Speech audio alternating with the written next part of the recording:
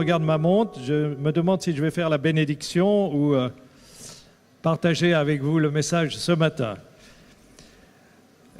Ce message est construit sur la promesse que Dieu nous a donnée. Et vous savez, j'ai une lecture très positive de l'Évangile et de la Bible. C'est-à-dire que j'ai tendance à voir les aspects positifs, encourageants, plutôt que de trop passer de temps sur les aspects négatifs, à l'exception que les aspects négatifs peuvent nous enseigner aussi une leçon. Alors il y a une promesse qui a joué un rôle important dans mon ministère. Je ne pense pas que j'aurai le temps de tout développer ce matin, mais j'y reviendrai. C'est cette promesse: l'Éternel fera de toi la tête et non la queue. Tu seras toujours en haut, tu ne seras jamais, jamais en bas. Quand on lit cette promesse, on se demande, mais est-ce que vraiment on doit la prendre à la lettre? Est-ce que c'est vraiment pour nous aujourd'hui cette promesse? Parce que c'est fort, avouez que c'est quand même très très fort. L'Éternel fera de toi la tête. Mais attention, un peu d'humilité. Tu seras toujours en haut.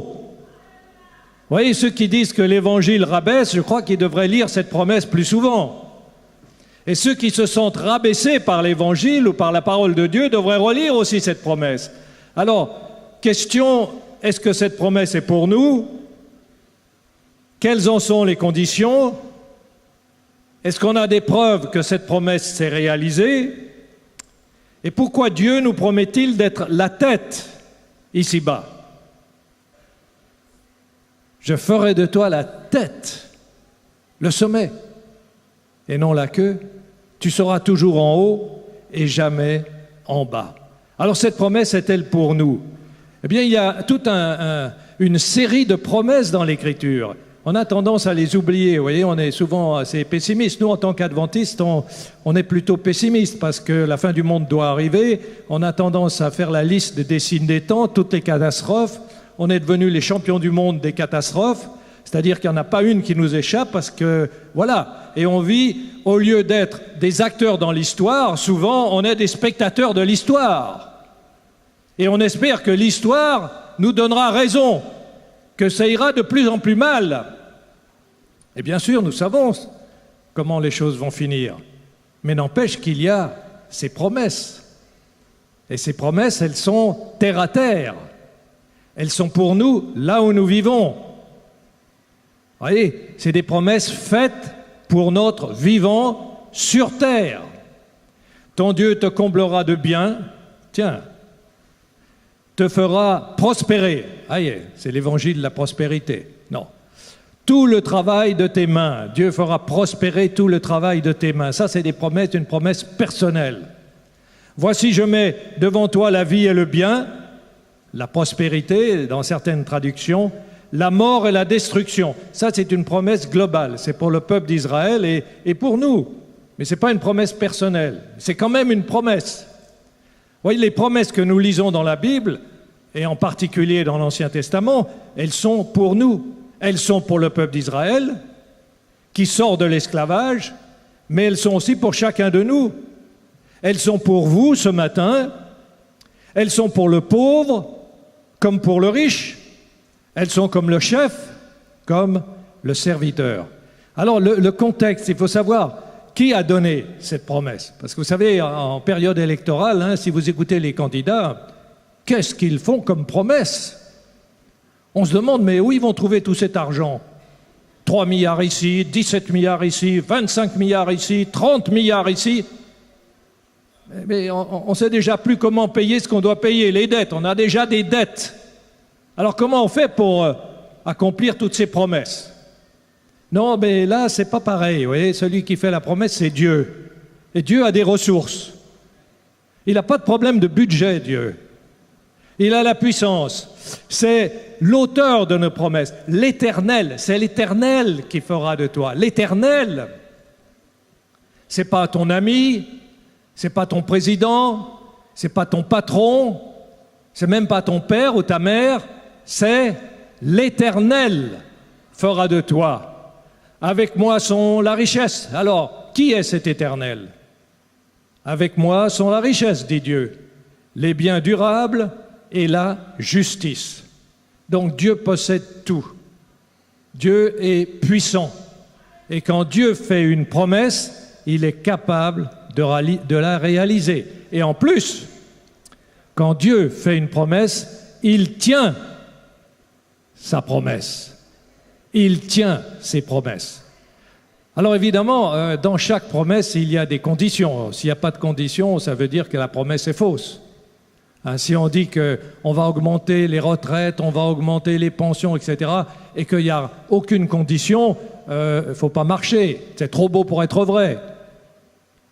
Quelles sont les conditions? Dans la Bible, les conditions des promesses sont très claires. Les conditions sont conditionnelles. Il y a donc des conditions. C'est conditionnel. Ce sont des promesses conditionnelles. La première condition, c'est de croire. Jésus dit à ses disciples, « Si vous aviez la foi comme un grain de moutarde, c'est-à-dire tout petit, vous diriez à cette montagne, déplace-toi, et qu'est-ce qui se passerait? Elle se déplacerait. » Alors, première condition, il faut croire aux promesses. Quand vous lisez une promesse dans la Bible, et bien sûr, si vous n'y croyez pas, si vous dites « Oh, mais ça, c'est un peu trop beau pour être vrai. » Oui, mais ça s'appliquait... Attendez, ça s'appliquait au peuple d'Israël il y a très très longtemps. Aujourd'hui, les choses ont changé et ces promesses ne sont pas pour nous. La deuxième condition, c'est l'obéissance. Très intéressant de constater dans l'Écriture que chaque promesse est conditionnée par l'obéissance. C'est évident qu'il faut croire aux promesses, mais pas seulement. Il faut obéir. L'obéissance est la clé de l'accomplissement des promesses. L'Éternel fera de toi la tête et non la queue, ça c'est la promesse. Tu seras toujours en haut, tu ne seras jamais en bas.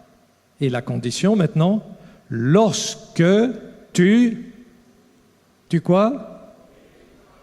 Tu obéiras aux commandements de l'Éternel ton Dieu, que je te prescris aujourd'hui, lorsque tu les observeras et tu les mettras en pratique. Vous voyez, il y a une relation entre la promesse et l'obéissance. C'est évidemment, si on vous promet quelque chose et il y a toujours quelque chose à faire, et si vous ne faites pas ce qu'il y a à faire, la promesse n'a aucune chance d'être accomplie. En tant que parent, vous savez ça. Si tu étais, vous voyez, la condition, si. Oh, si tu étais attentif à mes commandements, ton bien-être serait comme un fleuve et ton bonheur comme les flots de la mer. Ta postérité serait comme le sable. Ton bien-être serait comme un fleuve si tu étais attentif à mes commandements. Donc la parole de Dieu est promesse et la promesse est liée et conditionnée par la parole. Voyez, donc on ne peut pas simplement prendre les promesses dans la Bible et dire les promesses c'est pour moi, tout va bien, allons-y. Et il y a une sorte de consistance, il faut être consistant. Si j'accepte la parole de Dieu lorsqu'elle est promesse, je dois l'accepter lorsqu'elle est commandement. Surtout que le commandement est pour m'aider à recevoir la promesse. Le commandement est pour notre bien, pour notre grandeur, pour notre bonheur. Et puis une autre condition, l'humilité. Humiliez-vous sous la puissante main de Dieu qui vous élèvera au temps convenable. C'est l'apôtre Pierre qui écrit ça. Il vous élèvera au temps convenable. Vous savez, j'ai fait un sermon sur le temps convenable, le temps de Dieu. Dans les promesses de Dieu, elles s'accomplissent, mais elles s'accomplissent au temps convenable. Vous voyez, c'est pourquoi il ne faut jamais se décourager. Souvenez-vous de Joseph, il aurait pu combien de fois se décourager lorsqu'il était en prison. Mais Joseph croyait au temps convenable. Et il y avait pour Joseph un temps convenable. Abraham, il y avait pour Abraham un temps convenable. Alors je ne sais pas quelle est votre situation ce matin, mais si vous avez peut-être la pensée que Dieu vous a abandonné, en tous les cas que Dieu n'a pas tenu ses promesses, souvenez-vous, peut-être, certainement, ce n'est pas encore pour vous le temps convenable. Mais le temps convenable, le temps de Dieu va arriver. Les plus humbles et les plus faibles peuvent recevoir ce que les plus grands et les plus sages ne peuvent obtenir. C'est une citation. Les portes d'or du ciel ne s'ouvriront jamais devant les orgueilleux, ni devant les hautains. Très belle citation d'Ellen White. Mais elles céderont à la timide poussée du petit enfant. Vous voyez comme c'est joli. Les portes du ciel, les portes d'or du ciel, ne s'ouvriront jamais devant les orgueilleux. Voyez, vous imaginez ces grosses portes, ces portes d'or qui donnent l'entrée au ciel. Eh bien, quand on arrive avec son moi, avec tout ce qu'on a réalisé, toute sa puissance, toute sa grandeur, on n'arrive pas à ouvrir la porte. Ces portes, on ne peut pas les ouvrir. On n'a pas la force pour les ouvrir. Par contre, elles céderont à la timide poussée du petit enfant. Et voilà, il y a un petit enfant qui arrive, il met le doigt, il touche la porte avec le doigt, et ces grosses portes en or s'ouvrent.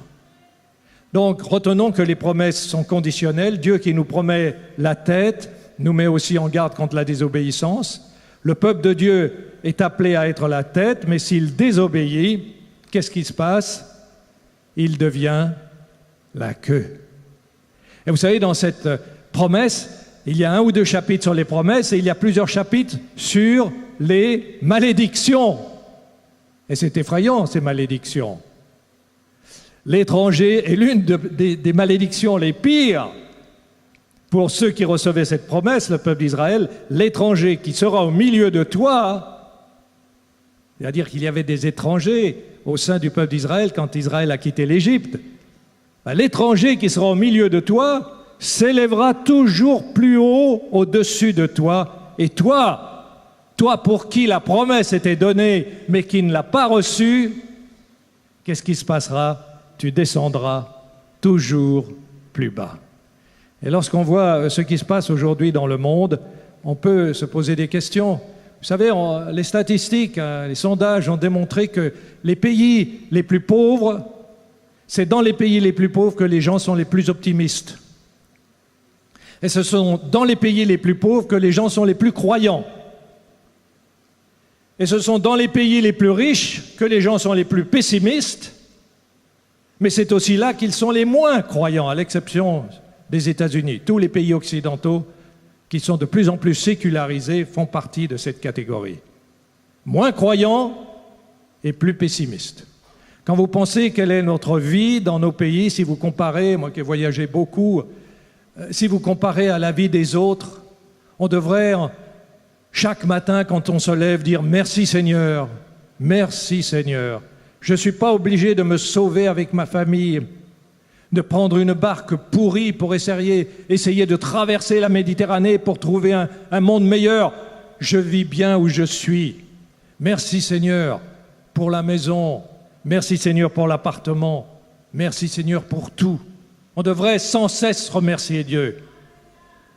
Alors les promesses du Seigneur, est-ce qu'elles se réalisent? Ça c'est la question. Alors j'ai pris quelques exemples. Par exemple, la promesse, elle est d'abord donnée au peuple juif. Israël. Alors quand Israël sort d'Égypte, qu'est-ce qu'il a comme histoire, Israël? Ce peuple d'Israël qui sort d'Égypte, quelle est son histoire?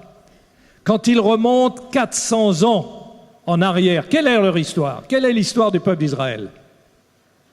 C'est l'esclavage. Alors quand on sort après 400 ans d'esclavage, qu'est-ce qu'on a dans la tête? Comment les maîtres, le pharaon et tout le système égyptien ont formé les esclaves? Comment? Qu'est-ce qu'ils ont mis dans leur tête pour maintenir leur oppression? Qu'est-ce qu'ils ont mis dans leur tête? Au Moyen-Âge, qu'est-ce que le Seigneur mettait dans la tête des paysans pour qu'ils restent paysans? Pour pas qu'ils aient l'envie, surtout pas l'envie ou l'imagination qu'un jour ils pourraient être eux aussi les seigneurs. Alors qu'est-ce qu'ils ont mis dans leur tête? Et c'est tout le système qui perdure, le système où les puissants veulent garder leur puissance et faire en sorte qu'on ait l'impression que c'est impossible d'accéder là où ils sont parce que c'est pas pour nous. Alors les esclaves, ils avaient cette idée-là dans la tête, que eux, ils n'étaient rien Pharaon et les Égyptiens leur ont mis ça dans la tête. Vous n'êtes rien, vous n'êtes rien. Répétez, je suis rien, je suis rien. Levez-vous le matin et regardez qui est autour de vous. Les soldats. Qu'est-ce qu'ils font? Ils vous obligent à faire les travaux. Ça veut dire quoi? Ça veut dire que vous n'êtes rien, vous n'êtes rien. Vos enfants seront rien, vos petits-enfants seront rien. Et qu'est-ce que Dieu dit à ce peuple? Qu'est-ce que Dieu dit à ce peuple? Tu seras la tête. En réalité, c'est eux qui sont rien. Parce que toi, tu es dans mes mains. Tu es la tête. Je te bénis de manière à ce qu'un jour, tu seras la tête. Alors, vous voyez, on a du mal parfois, on croit que le peuple d'Israël est sorti comme ça, et puis il a reçu les commandements, et puis voilà. Et pourquoi il a tourné 40 ans dans le désert? Parce qu'il avait du mal à sortir de leur tête, ils avaient du mal à sortir de leur tête cette mentalité que les Égyptiens, les pharaons, les ont écrasés et qu'ils pourraient encore les écraser. Alors, qu'est-ce qui est arrivé au peuple juif? Donc le peuple juif, ce n'est pas un peuple grandiose quand il sort d'Égypte. Eh bien, en 1939, les Juifs étaient 16 600 000 en Europe, principalement. Après la guerre, Deuxième Guerre mondiale, où il y a eu une tentative d'extermination soigneusement organisée, il n'était plus que 11 millions dans le monde. 6 millions ont disparu dans les camps de concentration, 11 millions dans le monde. En 1915, vous voyez, en 2015, il a fallu attendre 2015 pour qu'ils retrouvent la même population, 16 millions. Il y a 7 milliards d'habitants sur notre planète, mais la place et l'influence de ce petit peuple est tout simplement extraordinaire. Alors, évidemment, on peut dire que le peuple d'Israël, dans toute son histoire, n'a pas toujours obéi à Dieu, mais la bénédiction, même si elle est partielle, la bénédiction est visible. Vous savez, quand j'ai grandi, je me souviens quand j'étais adolescent et ensuite jeune étudiant, on pouvait dire que le monde tournait autour de 3 juifs. Jésus-Christ, Marie et l'autre partie du monde qui rejetait ces deux-là, c'était quoi? C'était qui? Karl Marx. C'est quand même extraordinaire. On aurait pu ajouter Freud, on aurait pu ajouter une quantité d'autres. Il y a là quelque chose d'extraordinaire. Ensuite, l'Église chrétienne. Regardez l'Église chrétienne. C'était des hommes du peuple sans instruction, disaient les pharisiens, les autorités. C'est rien, des hommes sans instruction. On n'a aucune note des premières années du christianisme. On n'a rien retrouvé en dehors des évangiles. C'est-à-dire qu'ils étaient sans instruction. L'apôtre Paul dira même, nous sommes les balayures. Ça voulait dire les autres. Voilà, les autres, quand ils nous regardent, ils disent, voilà les balayures. Il ne faut pas accepter ce que les autres disent de nous. Vous voyez, les autres disent les balayures, disait Paul, mais lui, il disait, nous sommes les enfants de Dieu, les bien-aimés du Seigneur. Alors le christianisme qui a commencé tout petit, eh bien s'est développé, et même si on peut discuter sur ce développement, on peut parler de toutes les horreurs commises par les chrétiens, n'empêche qu'aujourd'hui, c'est la religion, la première religion du monde, avec 2 milliards de croyants. Ça veut quand même dire quelque chose. Les promesses s'accomplissent. Alors évidemment, on en arrive à l'église adventiste, à notre église. Je pense que frère, vous pourriez prendre l'exemple de l'église baptiste, vous auriez les mêmes constats. Eh bien, regardez cette photo, 1888. Qu'est-ce qu'elle représente? Ces photos, vous avez une centaine de personnes devant un bâtiment qui n'est pas énorme, hein, plus petit que celui-ci. Ces gens, on n'a pas l'impression que c'est des gens très riches.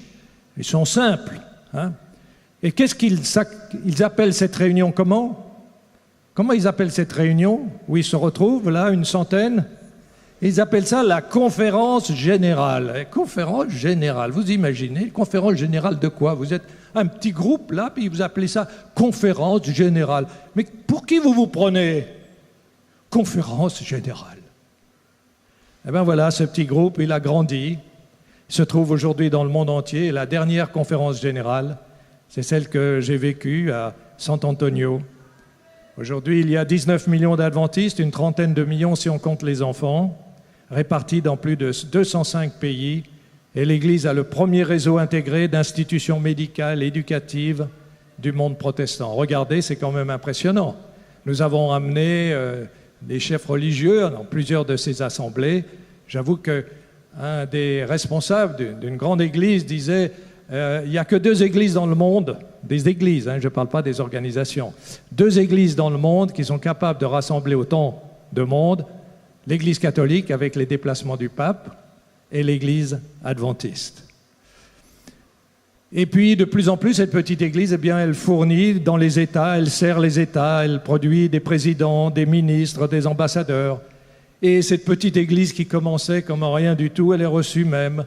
Les dirigeants sont reçus par le secrétaire général des Nations Unies. Et de quoi on a discuté dans cette réunion? Eh bien, on a discuté de la manière dont on pouvait aider à porter notre aide au monde, en particulier au monde qui souffre. Vous voyez, les promesses de Dieu se réalisent.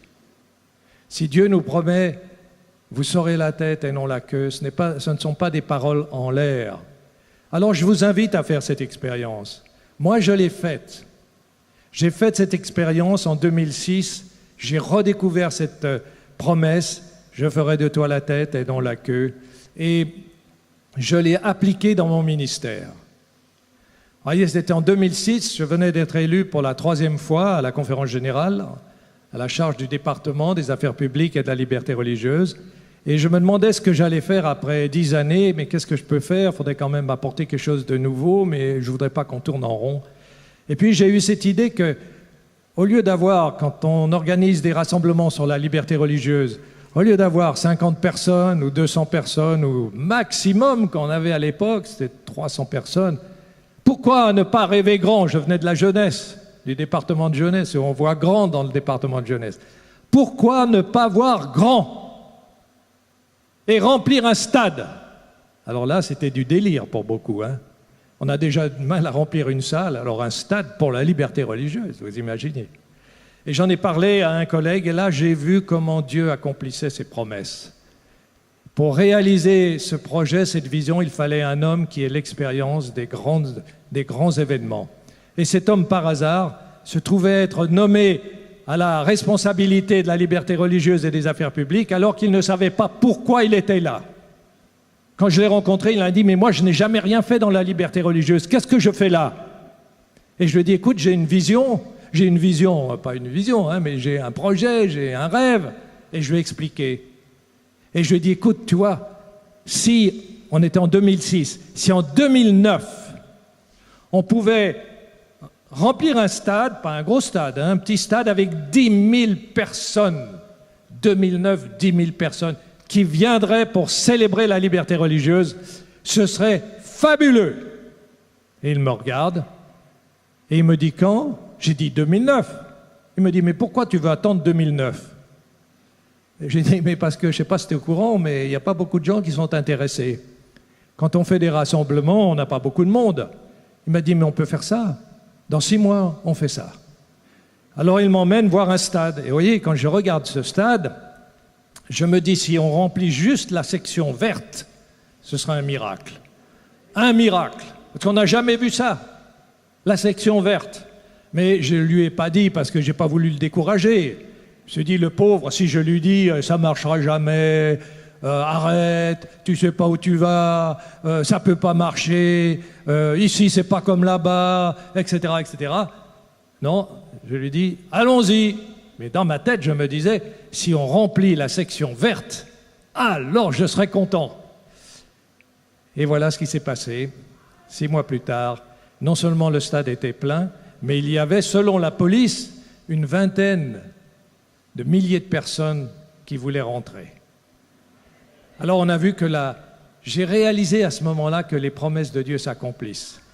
Et je me suis dit, un jour, on remplira un plus gros stade encore. Et c'est arrivé à Lima, au Pérou. On a fait le premier festival mondial. Il y avait 40-45 000 personnes dans le stade. Un programme extraordinaire qui a été précédé par toutes sortes d'événements, dont une marche publique, avec les évangéliques, avec les baptistes, etc. Il y avait des gens du gouvernement dans le programme, des ministres, etc. Puis le deuxième festival à Sao Paulo, où on a rassemblé environ entre 20 et 30 000 personnes, précédé par un concert, etc. Donc on a marqué l'histoire. Vous voyez ? Le rêve, la promesse a été testée et la promesse s'est accomplie. Prenez au sérieux cette promesse et regardez comment elle peut s'appliquer dans votre vie et pourquoi cette promesse ne s'appliquerait pas dans votre profession, dans votre église, dans les projets que vous avez, dans votre radio, dans vos activités. Pourquoi vous n'essayeriez pas de voir plus grand en disant « je vais faire une expérience avec Dieu et je verrai Dieu agir et vous verrez Dieu agir ». Pourquoi Dieu nous promet-il ces bénédictions maintenant? Pourquoi? Eh bien, Paul l'a très bien résumé par ces mots, « faites tout pour la gloire de Dieu ». Voyez, si le but des promesses, ce n'est pas de nous glorifier nous-mêmes. Ce n'est pas de dire, regardez, on a fait l'histoire, jamais personne, c'est le cas des festivals de la liberté religieuse, jamais personne n'a fait ça. J'ai demandé aux Mormons, quand ils m'ont invité à parler à leur université, je leur ai dit, vous avez un stade avec 80 000 personnes, faites un festival de la liberté religieuse, remplissez votre stade. Ils ont souri, mais j'attends toujours. Mais Dieu ne nous donne pas ces bénédictions pour qu'on se dise « Regardez comme nous sommes forts, comme nous sommes puissants ». Non, c'est pour sa gloire. À Dieu seul soit la gloire. Dieu donne la supériorité sur toute la terre à son peuple. Pourquoi? C'est une promesse. Afin qu'il soit un peuple saint sur la terre. Vous voyez, c'est le retour, c'est Dieu. Alors, dans tout ce que nous sommes appelés à faire, il faut essayer de le faire bien, le mieux possible. C'est de l'évangélisation. Si vous êtes appelé à enseigner, soyez un bon enseignant. Si vous êtes appelé à travailler la terre, soyez un bon fermier, un bon cultivateur. Si vous êtes appelé à être un médecin, soyez un bon médecin. Si vous êtes appelé, si Dieu vous donne le privilège de construire une école, que ce soit une bonne école. Ne soyez pas satisfait si vous êtes dans les classements, l'avant-dernier ou le dernier, en disant « après tout, c'est pas mal, on survit ». On n'est pas appelé à survivre. On n'est pas appelé à regarder passer l'histoire. On est appelé à être des acteurs. Alors, que votre ambition soit, si notre école est la première, la gloire sera donnée à Dieu. Si notre radio est de la meilleure qualité, la gloire sera donnée à Dieu. Si dans ma profession, je suis reconnu comme quelqu'un de crédible, de sérieux, la gloire en sera donnée à Dieu. Alors, quelles leçons maintenant nous pouvons dégager des promesses? Premièrement, il ne faut pas se satisfaire de la médiocrité. Nous ne sommes pas appelés à être un peuple médiocre. Les croyants, les enfants de Dieu ne sont pas appelés à être des médiocres, qui sont contents, qui survivent et qui sont contents juste de survivre. Il y a mieux à faire que de survivre. Tu ne seras jamais en bas, nous dit la promesse. Ensuite, il faut rechercher l'excellence, même dans les plus humbles tâches. Vous savez, il n'y a pas de catégorie, c'est faux de faire des catégories. On va dire par exemple, oh, cette personne, elle n'a rien fait, elle est simplement mère de famille. Elle n'a rien fait? Elle n'a peut-être rien fait sur le plan professionnel, dans un métier ou dans une usine ou dans une administration, mais mère de famille, c'est pas rien, mère de famille. Jésus avait une maman, c'était Marie. Est-ce que Marie a été rien du tout dans l'histoire? Comptez toutes les mères de famille qui ont joué un rôle important alors que leur situation sociale était très bas. Mais elles ont été des mères de famille extraordinaires. Elles ne se sont pas contentées de la médiocrité. Les grands-mères, les grands-pères, pareil. Vous savez, aujourd'hui, on a les élections. J'ai lu l'histoire d'un des candidats et qui disait qu'il devait tout à sa grand-mère. C'était encourageant parce que des fois, quand on est grand-père et grand-mère, on dit on n'a plus beaucoup de rôle à jouer. Mais si, lui reconnaissait qu'il devait, en tous les cas, beaucoup à sa grand-mère. Donc, vous voyez, recherchons l'excellence, même dans les plus humbles tâches. Si nous sommes balayeurs, soyons de bons balayeurs, des balayeurs reconnus.